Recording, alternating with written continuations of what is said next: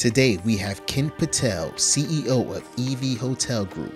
Ken was put on this earth for two reasons: to make human life better and to lead the revolution of hotel technology. He is known as the Elon Musk of the hospitality industry and is ready to take the wheel and drive our hotels back into the black with EV Human. Today he will talk about beating Airbnb, the truth behind Sonesta Hotels, and how an Inhuman program is going to give you a better human experience with EV Human.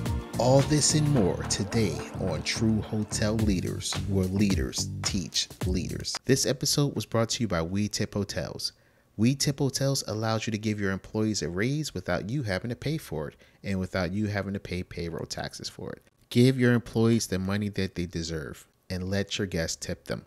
Check out We Tip Hotels at wetiphotels.com.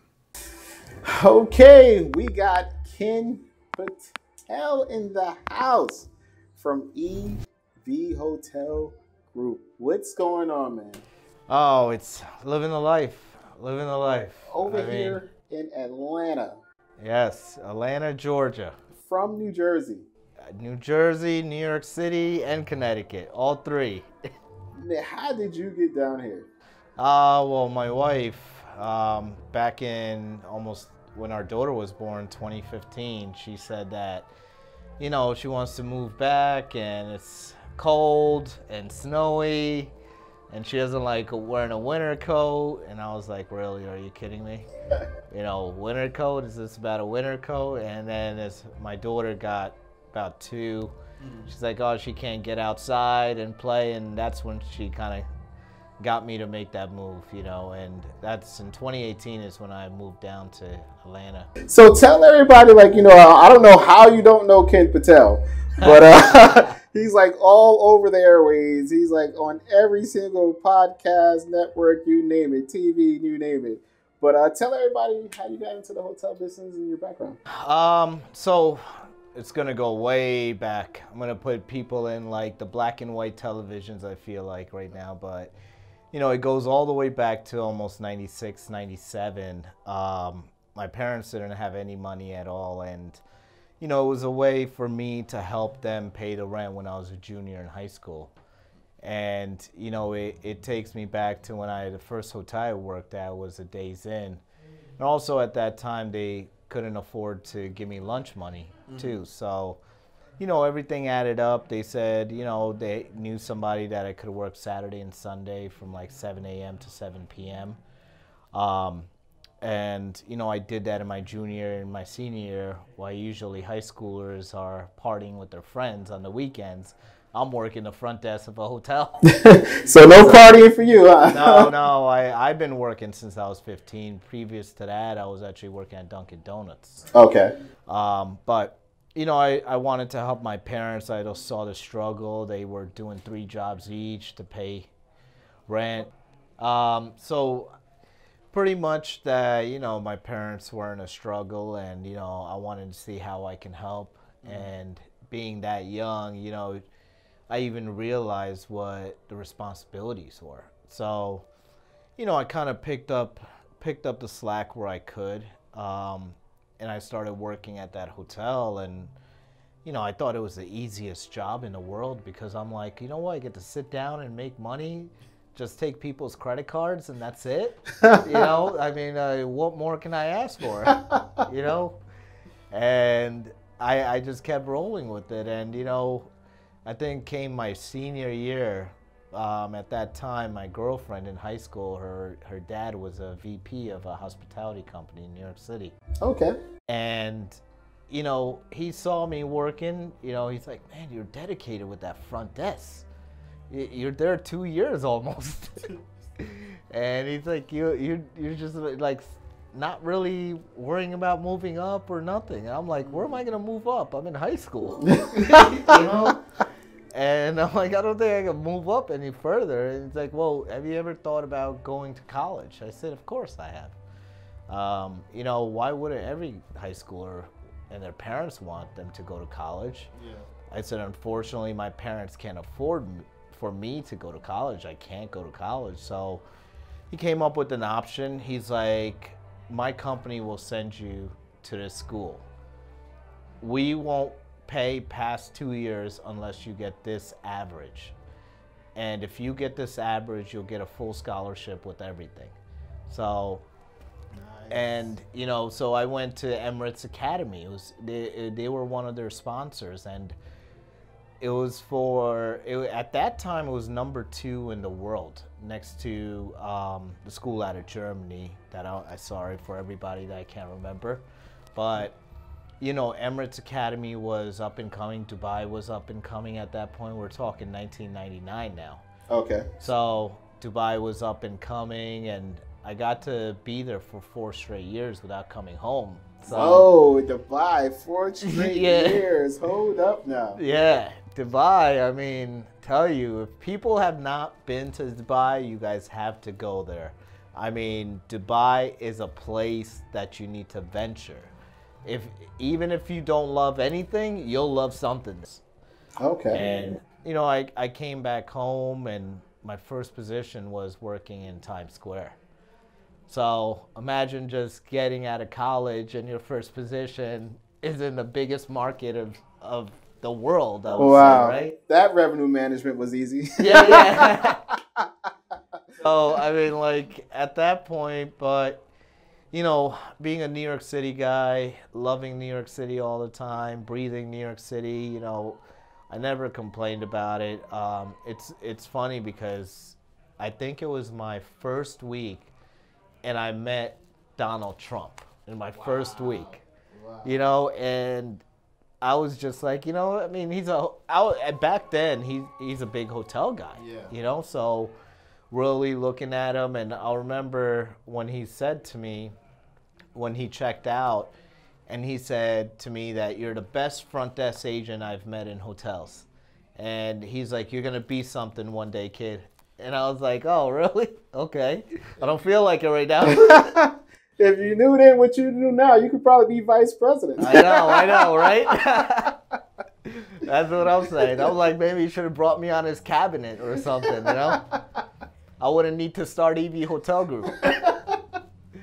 So, but yeah, I mean, that kind of takes me throughout my career. And, you know, I started in New York City and kind of worked my ways up to being CEO, COO, VP, Regional Director of Operation, GM, and you just come down the field, you know? Nice. You know, Nice. it almost takes me like a football team, so.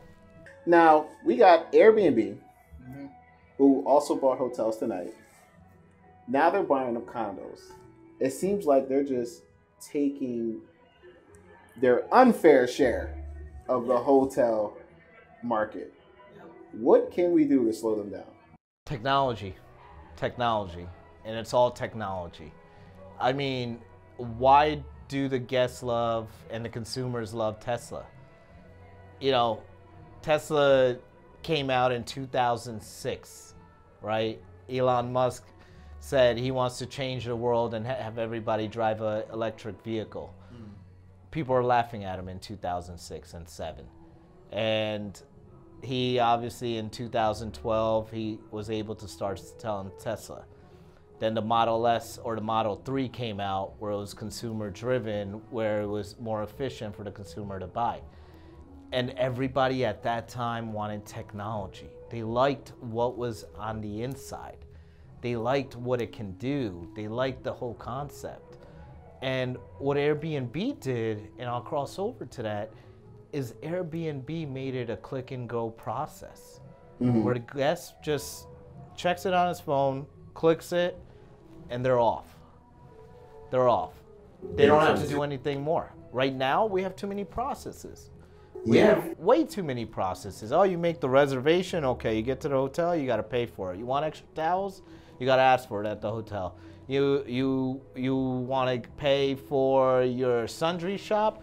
You got to wait in line till the guest checks in. And then now you can pay for your dollar sundry shop. That's like 10 minutes right there. You got to come down to breakfast. Oh, the thing is packed. They ran out of food. I mean, there's way too many processes. It's not streamlined anywhere. There's nothing that's going right, in my eyes at least. And I see it on a 24 years of experience, I would say.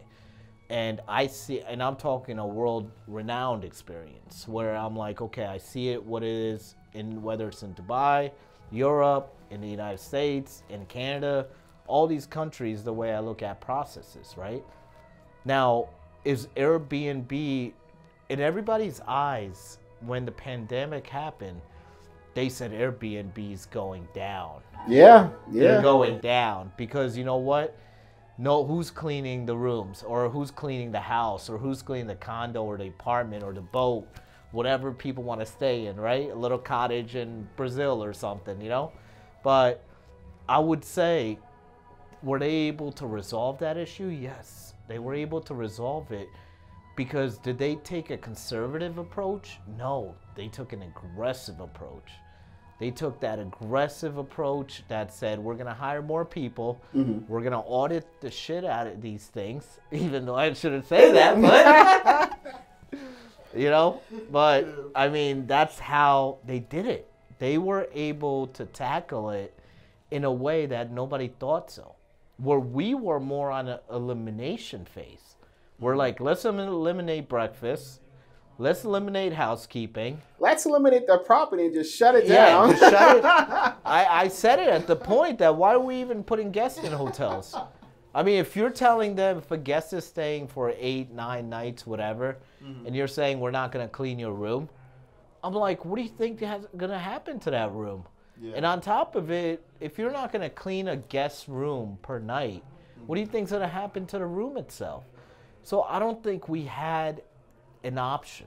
Like there was no clear option on what to do, right? Exactly. And I understand it's something that's never ever happened. So this is kind of the route we took. Yeah.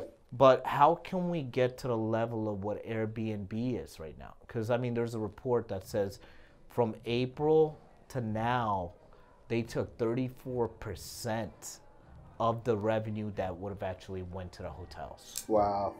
And I believe it. I mean, you look at Airbnb right now. I mean, they just hit IPO, what, 2 months ago?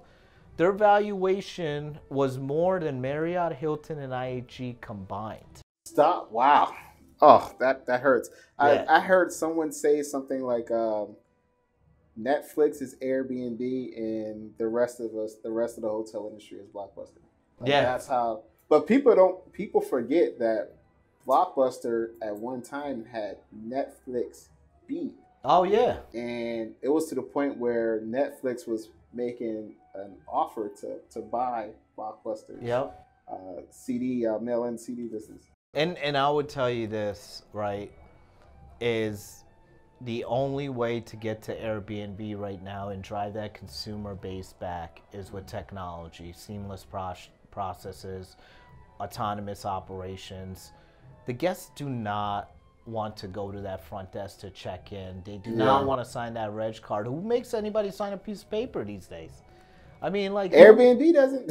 Yeah, I mean, it's just kind of we look at all the processes are pretty much broken, and we've been following the same protocol. Airbnb just recently, and I actually was speaking to them. It's got to be a month and a half ago now, right? And they said, Ken, to me, we love what you're doing. You're the guy, and I'm like, I'm not the guy. Trust me, I'm like down here. You know, there's some guy that's way up here, you know? And he's like, well, what you're doing is what Elon Musk did to Tesla and with Tesla in the auto industry.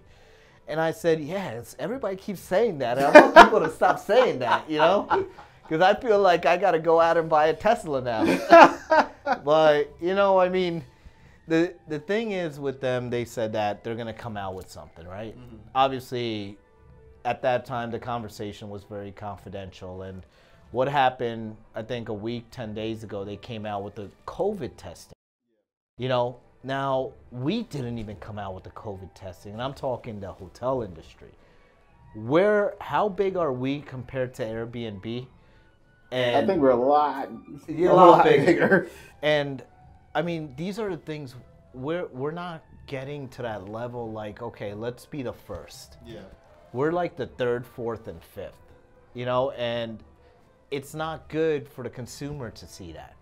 They just kind of put us on this train we're like in the last passenger train. Yeah. We're not the conductor anymore, you know. So I mean, to the fact that they're able to do these things and we're not doing them, and we're not doing them even as on an independent level, as hoteliers or as brand levels. But hopefully things change. Now, Airbnb, they don't see themselves as a hotel company or a management company. They don't have any management fees, any franchise fees. I don't think they have many rewards programs, if I'm not mistaken. So, do you think like the hotel industry should follow that business model, or should they just pretty much stay on the path that they're on right now?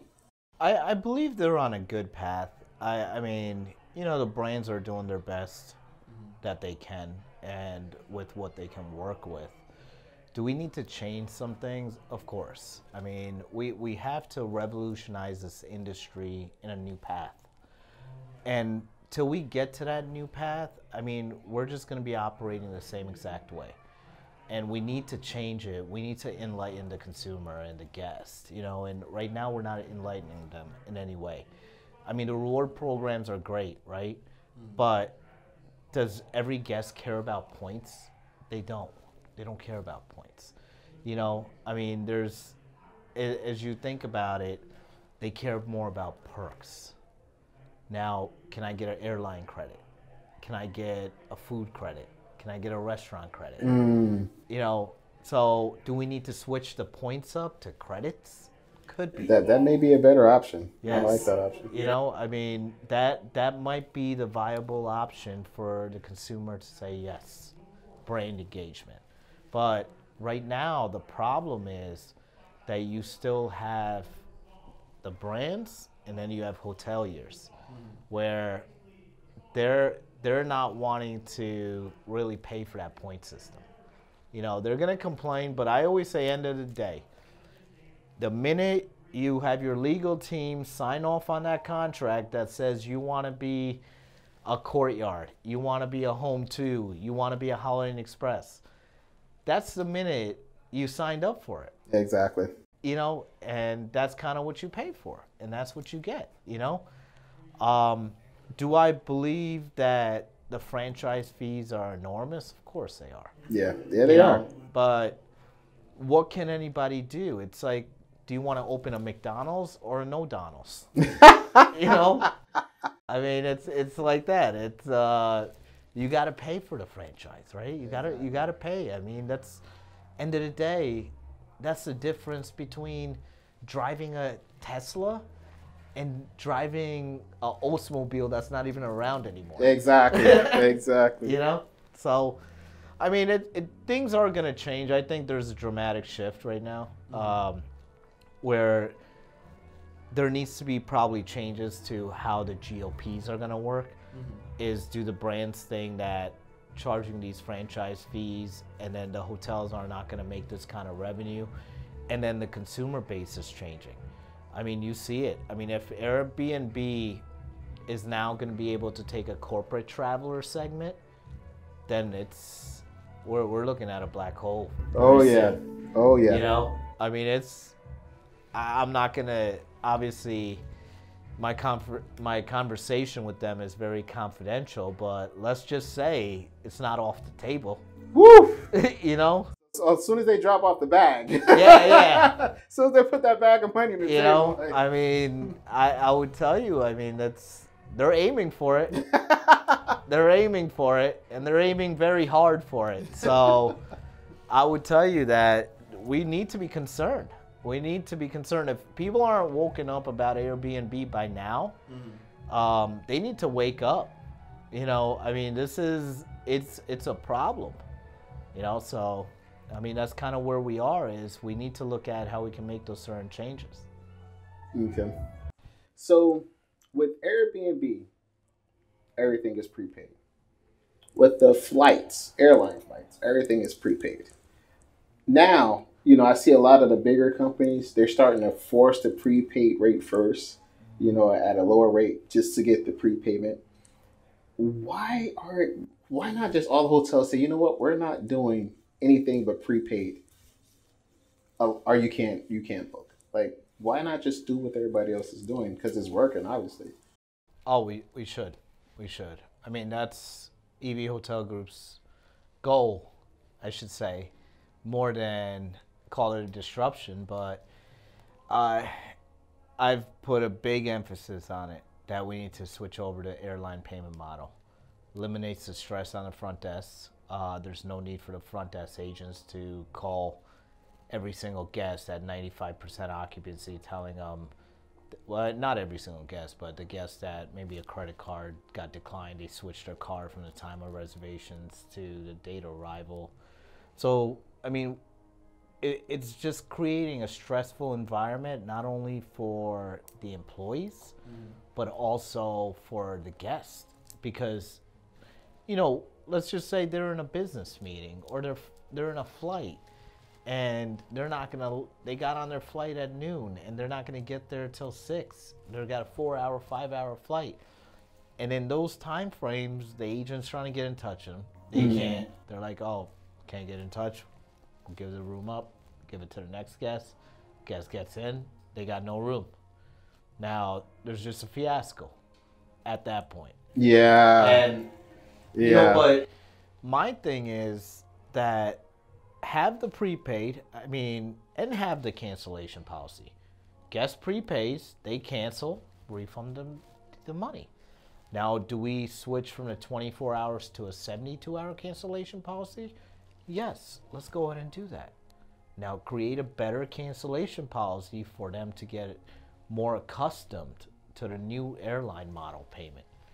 And when they do that, we'll be able to gear them that, okay, you do it for the airline. I think when I look at this model, and it's not a creation, it's already there. Exactly. It's not like the guest is going to be like, how many out of whatever percentage we say, I truly think 80% of the guests will be okay with it. You're still going to have the 20% like you normally do. The 20% are always out there. Yeah. They're always out there, the 20%. You know, they're walking around with the 20% sign all the time. And I don't think you're going to have an issue like people think. And the brands think. The brands think they're going to lose the guests from here to there. But do every brand have to go at the same time? They're not. It's never going to happen that way. But somebody needs to start that process, right? We have a model to start that process, and we've already put in that model and how to start that process, and we feel very confident. We did a study, and we had, I think, 11,000 guests. I think the number came back to 9,162 guests said that they're okay by it. They feel more, and the funny thing for this, I think one of the things was like, why are you comfortable? They're comfortable because we can balance our book, you know, and that goes to say that, are they okay with it because they know they paid for it up front, and then they know that it's kind of coming out of their account right away? Yeah. And you know, with those guys, like with the people that prepay, those are the best upgrade sales because they already paid for it. Like they're not budgeting. Like, okay, I already paid for this. Now I got more money, so I'm cool. I can go ahead and afford this. No one ever complains. You book an airline ticket and they're like, I don't want to pay now. I want to pay when I get to the gate or when I come to the airport. Yeah. You know, I mean, like, there's people that go to the airport and get a ticket still. You know what I mean? You're still going to have walk-ins, but this is only going for reservations, right? Exactly. This is like, people have become too keen to think that, oh, yeah, I'm just going to book. I'm going to book whether I cancel or not. Because you know what? I'll give you a card that doesn't work. You know, it's okay. That's exactly what happens to it. Declines on $1. Yeah. And you know, and that's kind of the thing, is we made it too easy. But is this only for a hotel? No, it's for guests too, because that puts them in a convenience. Now, do we need to give them something to have them cross over to this path? Of course. I mean, that's what we have put in. We put in that model, and I think off the record, I've told you what it is. You know? Yeah. Yeah. I think that's kind of where I would tell you it's going to work. I mean, we haven't just spent the money to do these case studies, and somebody was saying they're not case studies, they're market studies. To me, everything's a case study. Yeah. You know what I mean? There's no market study in this. It's not like there's a market out there to say that, oh yeah, airline payment models, we need to do that in hospitality. That's not a market study. For me, that's a case study. And when I look at it, that we got to ask our guests, and we've asked a lot of corporate travelers the same thing, and they're like, this is perfect for us. Because you know what? Now we can use our corporate card, and they know where we used it, and it goes on that month, right? Even though it's a future travel, we're able to kind of balance that corporate card out. And Nice. the accounting team loves it that way. So even they're like, if I pay for it now, I'm gonna get the money back at the end of the month, but I'm not even traveling till the following month. So they're okay with that. You know, the corporate travelers are good with that. We've always known that if we are gonna have some sort of problematical issue, it is always going to be 90% of the time on the leisure side, right? Of course. It's always on the leisure side. So is this going to make the guest happy? You can't make every guest happy, right? But we need to go to this model. I mean, it also pays for the hoteliers to make sure now you're getting clean data, what I call it. Now you know next Saturday you're You're going to be able to 90%. make payroll. Yeah. You know, I mean, you've got the money already came in, right? Now it's not like how we look at accounting right now, right? Is like, okay, I'm going to have this much money, but I don't know how much money I'm going to have till it hits midnight. You know, because you don't know how many people canceled or how many people aren't showing up. We're always in the fear of no shows, right? No, you're like, God damn it! I had 98% occupancy. Why do we only have 92? We were 2% away from selling out. So Perfect sell. I mean, we had a report that said what was the cancellation rate for third parties, right? I mean, this enormous number that no one ever thinks that it would ever reach this number. Let's just say it was over 50%, and for that to be over 50% tells you something. Exactly. That tells you something. How much money have we lost? Yeah. We've lost a lot of money. And if the airlines have this model for years, why are we stuck with this model? Now, I feel like with hotels, the biggest weakness I feel is technology. And I feel like that's how My Airbnb... favorite subject. Oh yeah. Something you know nothing about. Yeah. I feel like that's how Airbnb was able to get into this space. And you know, we're in the COO becomes CEO world, you know. And Sonesta did something a little bit different. Yes. They took their CTO and made them the CEO. Yes. So what do you feel There's about a reason. that? Yeah, let's talk about that. What do you feel about that move? You Well, think that was the right move?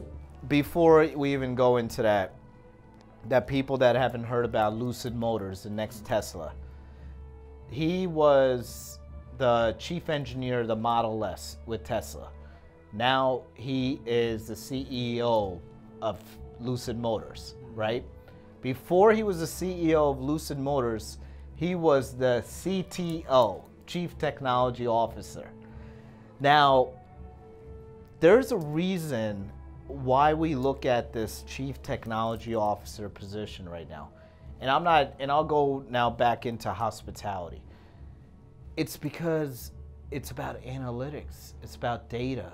Obviously, the auto industry is way different than we would talk about in hospitality, but with Sonesta, they're onto something. Yeah. They just didn't buy all these hotels because of the capital partner, and you know that Marriott faulted with the capital partner that was with Marriott at that time. I forgot the capital guys. They're out of New York, and you know they faulted on their loan, and then Sonesta came in and scooped it up. You know, and I think they scooped up the Marriotts, the IHGs. Yeah.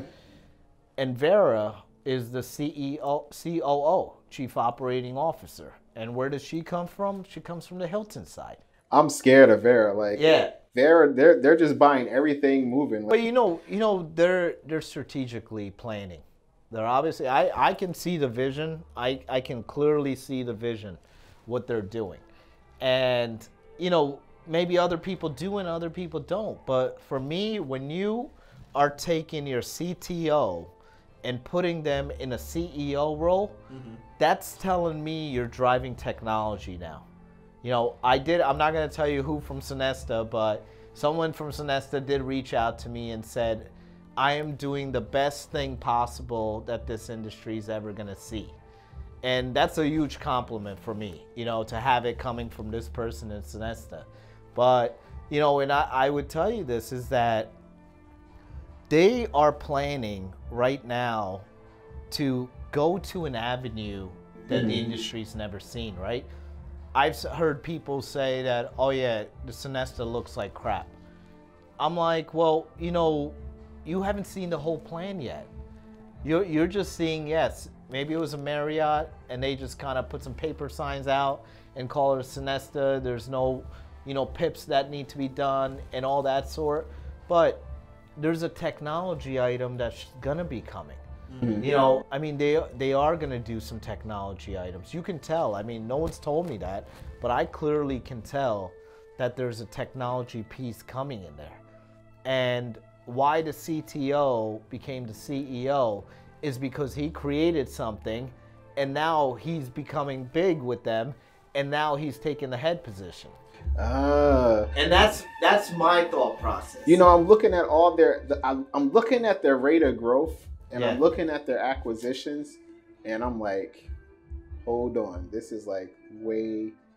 They're growing really, really fast. They bought Redline too, right? Yeah. They bought Redline. So Yeah. Are they only looking at a luxury side of things? Are they looking at upper mid-scale? No. They're looking at all avenues. If you're going to tackle all avenues, you need to have something in place. You heard of a Q-tip. That's really not the name for it. Yep. You heard of a Band-Aid. That's really not the name for it. Yeah. But the brand name was so big that they said, you know what? That's what we're gonna call them Q-tips and Band-Aids. The way Sonesta is growing, you're not even calling hotels anymore. They're just like, oh, did you book that Sonesta? That's kind of the thing, right? Like if you ask somebody from the Northeast what a Sonesta is, they wouldn't know. Yeah. Now they will. Yeah.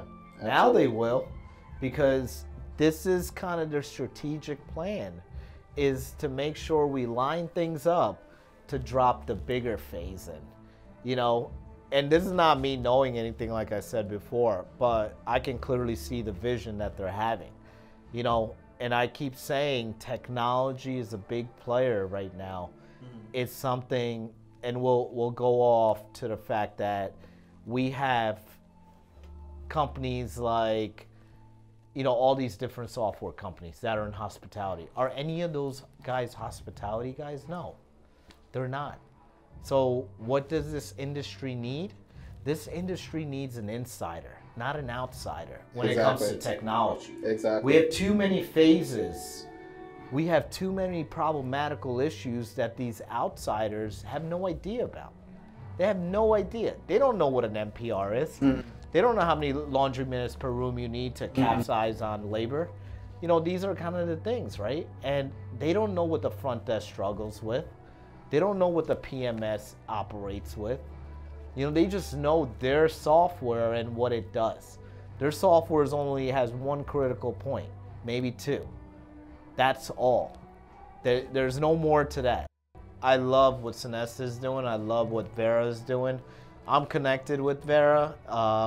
Vera is no joke. I'm surprised Hilton even let her leave. I know. That's someone that I would have never pick what you want. When I saw that move happen, and I said something's brewing, she wouldn't make a move like that unless something was brewing, and obviously something is brewing, and something's happening there. And by the time they see it, by the time the competition sees it, it's going to be too late. Yeah. You're seeing it already. They're not scooping up small brands. Yeah.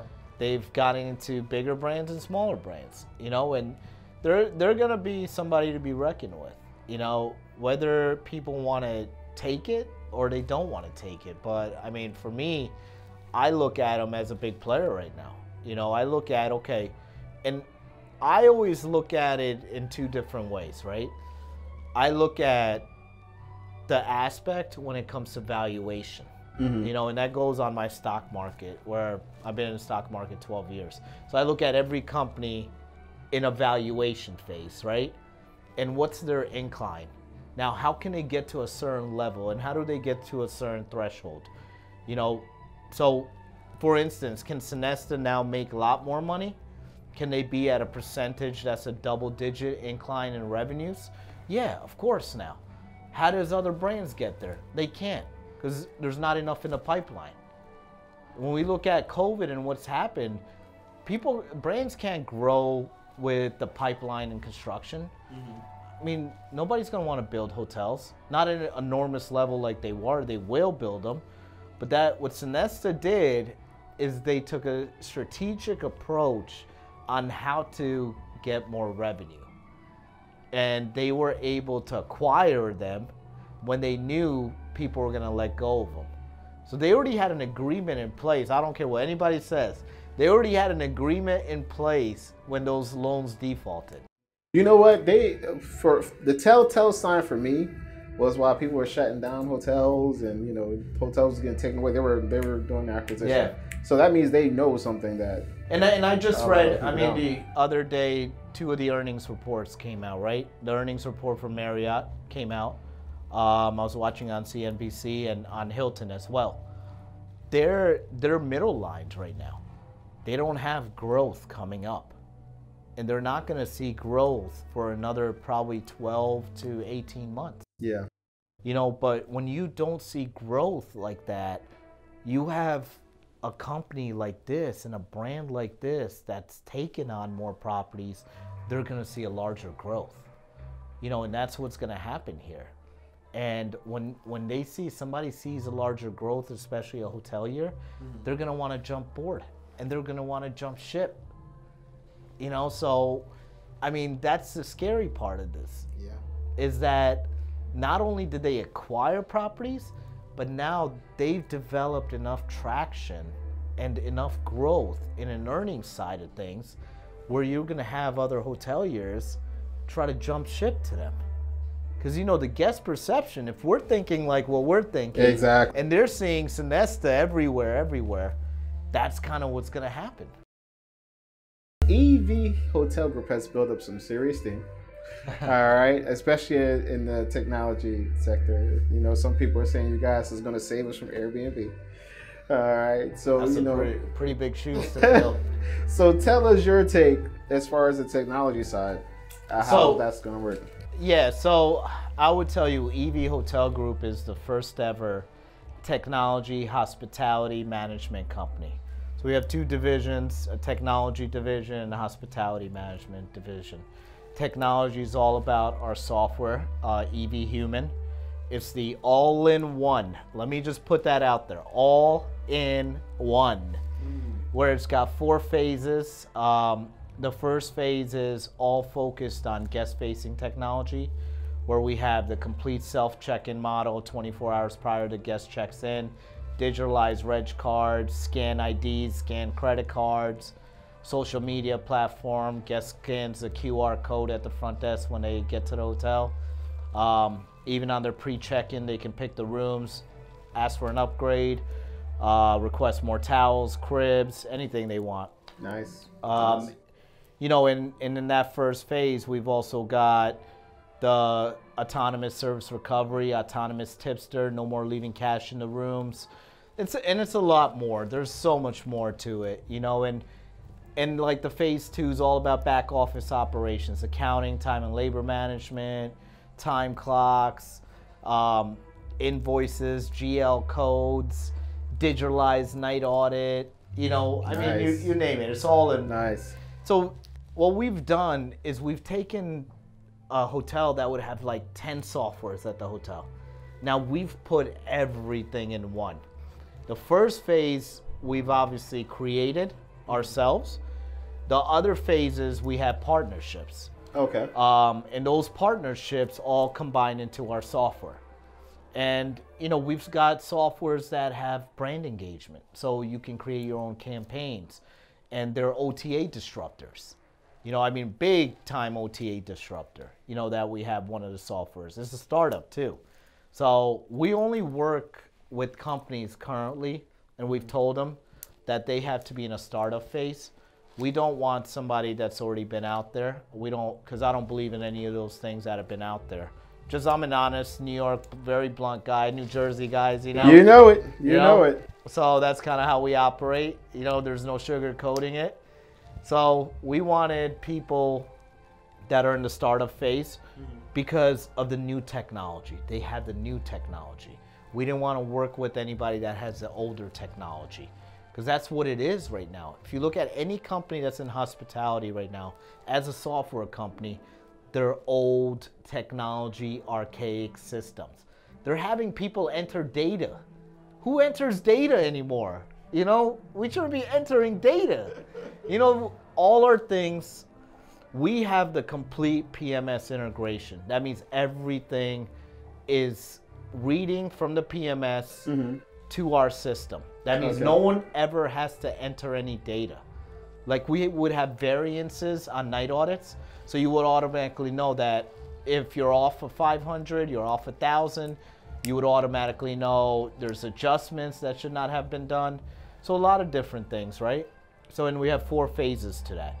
And that's like a project where, I've had so many people call me and say that, man, you've done it. You've done it. Yeah, that's a very big project. For those of you guys that don't know, when you're dealing with something like that, you don't just need one API. You have to write multiple APIs. Yep. And they all have to integrate and work with each other.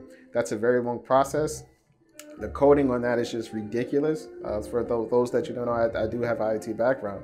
I have made software applications, so it's a nightmare, because when you have different languages talking to each other, and then one of them just decides to upgrade, and now you have to recode everything all over again just to make sure it flows into each other. It's ridiculous. So the fact that you guys were able to come this far, fast. We have almost 250 developers. Yeah. So obviously I'm the one heading the whole thing as to what I want in it, how I want it organized. So, but, this is what I mean by as an insider, right? As to everything that I've seen in 24 years that's been problematic, I've came up with a solution for it. So, and that goes even for our employees. That goes on how operations would be. And that's one side of EV Hotel Group. That's the technology side, right? And then the other is the hospitality management, where now what we've been able to do is we can let owners know that we can do your PIP, complete fit out, at no upfront cost to you. 0 upfront cost to you. You hear that? Free PIP, no upfront cost. Yes. All right. Listen to that. And we're guaranteeing 2 numbers that no company has ever been able to guarantee. And that's on the GOP, over 42% guarantee on GOP every month. And under 20% guarantee on labor every month. Now people ask me, how am I able to do that? I tell them, if I'm gonna have to tell you, I'm gonna have to kill you. Yeah, yeah.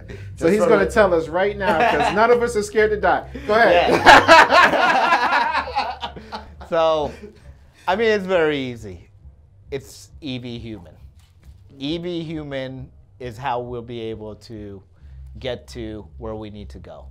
And the formulas and the data that we've been able to come up with, we have the solution how to bring the turnover percentage down in this industry. So on our show, Hotel Management Do's and Don'ts, we see a lot of hotels that used to be superstars become fallen stars. Some of them are actually still able to hold on because of the pandemic, what's going on. So they're coming across a lot of challenges. They're having a hard time reworking their flow when it comes to their operations due to the fact they're so understaffed. So how will EV Hotels Group make a difference and a change when it comes to, a property that, was a superstar at one point in time, got hit with the pandemic, and now they're struggling just to keep the guests happy and satisfied? Consistency. I feel as to where they are in certain aspects of things. Yeah, it does have to do with revenue management, but it also has to do with onboarding and employee engagement, where we feel we've created the tools for better onboarding. And the problematical issues that I've faced and I've seen myself over the years is that we just don't onboard employees the right way. And it goes down to the HR departments as to their way of onboarding employees is like, fill out the application and let me see your ID and you're onboarded. Now, that's not the way we do things. Yeah. Absolutely not. So, you know, we feel we have to be consistent to a pattern that we need to do to make sure, because our employees are the lifeline of the hotel. Absolutely. You know, and without them, and that's why you see the struggles in hotels. It's not like, oh yeah, 1 year they did 8 million. Now they're only doing 6 million because people aren't coming. No, you've lost the service aspect. You've lost the service aspect. You need to gain that service aspect back, you know, and that's how we feel with EV Human. In that first phase, we have created an industry-first survey system where every guest voice will be heard. Because I feel that the medallion system is flawed due to the fact that every guest voice is not heard. You're not getting every guest feedback. If you sold 1,200 rooms, you're only getting 300 surveys, maybe 400, maybe 500, not 1,100. You know, so are we really listening to our guests? We're not. And are we able to find the issues in the hotels? No, we're not, because the GM only knows about the issues when he sees a survey and when he sees a guest relation fee. With EV Human, it solves that. It actually will let the GM know of the issue literally 15 minutes after the issue happens. So, I mean, all these things have a technology solution to it. And that's how we have to stay consistent to it. And that's how we're able to guarantee those numbers. But as to hotels that go from being superstars, bless you, to being no stars, you know, I mean, there's reasons for that. And it does come down to how, whether it's a management company that they hired to run it or they run it themselves. There's not a consistent pattern. There's not consistencies. I was part of it where I've seen a management company run this great hotel, right? It's here. I'm not going to say which one, but how can a management company run through like 3 GMs in 6 months? You know, how can a management company have $2,000 to $3,000 of petty cash missing? You know, no logs at the front desk, engineers not doing any PMs. I mean, these are the things that are happening. You know, these are the things that are happening. And I was right there seeing it, you know. And you couldn't say nothing, like. No, and I was fixing that hotel. You know, but when you try to fix a hotel and when you have employees venture into this one avenue and when you try to say, okay, now you got to do this, I mean, that's never a good thing. That's never a good thing because you've already set the employees for failure when you had them do it this way. Absolutely.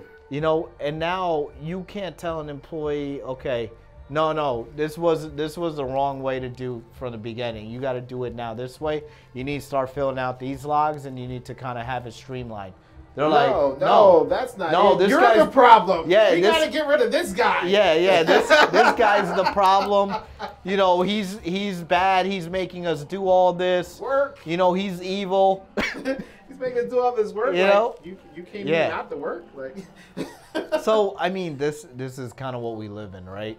And this is why we struggle, because there's not a consistent pattern. Yeah. You know, there's not a consistency to anything we're doing. And that's where EV Hotel Group is creating that consistency. I mean, we have, 18 data analysts right now on board? You know, and that goes back to us being the first ever technology hospitality management company.